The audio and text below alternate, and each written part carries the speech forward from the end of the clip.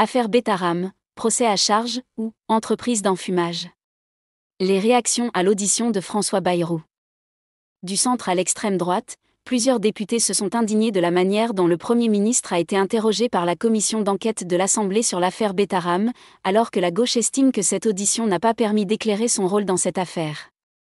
Indécence totale, procès stalinien, ou encore exploitation assez indigne.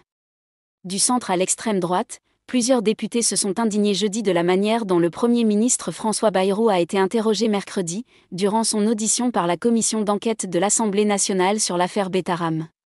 Sur Radio J, le chef des députés MoDem Marc Fesneau, très proche de François Bayrou, s'en est pris à Paul Vannier, le député de la France Insoumise, co-rapporteur de la commission d'enquête parlementaire sur les violences physiques et sexuelles perpétrées à Notre-Dame de Betaram. Il a jugé cette façon de traiter les gens assez dégueulasse. C'est du stalinisme, a-t-il estimé, évoquant un procès à charge. Entreprise d'enfumage, de François Bayrou, selon Boris Vallaud.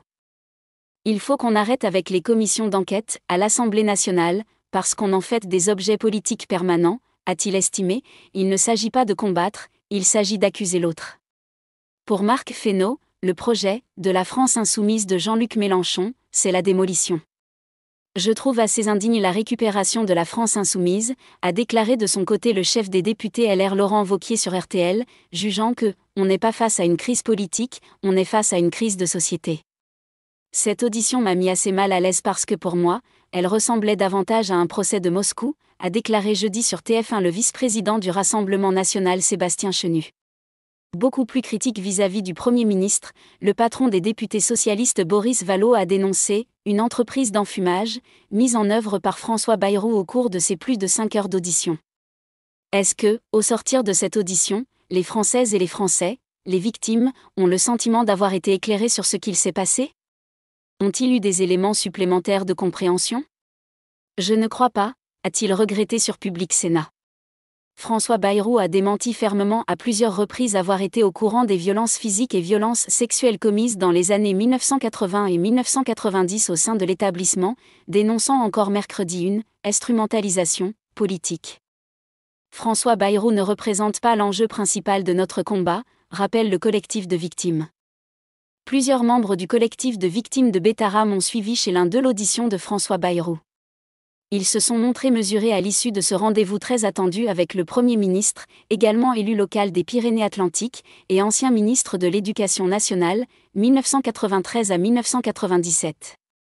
À celles et ceux qui espéraient que cette audition permettrait de tourner la page, nous répondons que ce 14 mai n'est pas un aboutissement, c'est une étape, a déclaré Alain Esquer, porte-parole du collectif, entouré d'une dizaine de victimes, lors d'une conférence de presse à Bordères, Pyrénées-Atlantiques, village où réside aussi le Premier ministre. Nous, les victimes, on ne rentre pas dans ce jeu politique, on s'y refuse catégoriquement, a-t-il dit, jugeant néanmoins le chef du gouvernement, un peu malmené, par les parlementaires. François Bayrou ne représente pas l'enjeu principal de notre combat. Il fait partie d'une chaîne de responsabilité, a fait valoir Alain Esquer, estimant qu'il y a une responsabilité collective. Nous n'avons rien obtenu de ce que François Bayrou nous a promis le 15 février, a par ailleurs souligné Alain Esquer, sauf un plan pour renforcer les contrôles dans les établissements privés.